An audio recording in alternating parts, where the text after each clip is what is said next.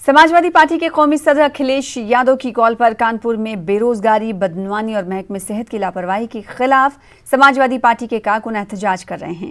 एहतजाजी इस मामले के खिलाफ कलेक्ट्रेट जाकर मेमोरेंडम सौंपने वाले हैं। वहीं पुलिस की तरफ से इस एहतजाज को रोकने के लिए सख्त इंतजाम किए गए हैं, जिसका जायजा लिया हमारे नुमाइंदे संदीप सविता ने।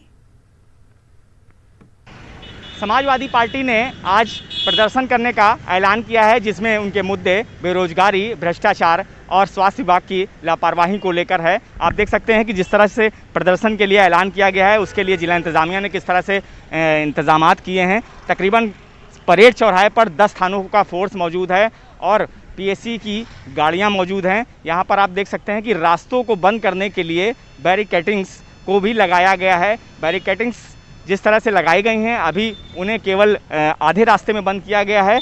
कुछ ही देर में जब ज्ञापन देने के लिए समाजवादी पार्टी के कार्यकर्ता जब यहां से निकलेंगे, शायद उनको रोकने का पूरा इंतज़ाम किया है पुलिस ने। और जिस तरह से आप देखिए, ये गाड़ियां खड़ी हैं कि जब ये कार्यकर्ता आगे बढ़ेंगे तो उनको रोका जाएगा और उनको गिरफ्तारी कर उनको पुलिस लाइन भी भेजा जाएगा। जिस तरह के इंतजामात किए हैं, लगता है कि कार्यकर्ताओं से यहीं पर ज्ञापन लिया जाएगा और उन्हें आगे बढ़ने नहीं दिया जाएगा। कानपुर से संदीप सविता, न्यूज़ 18 उर्दू।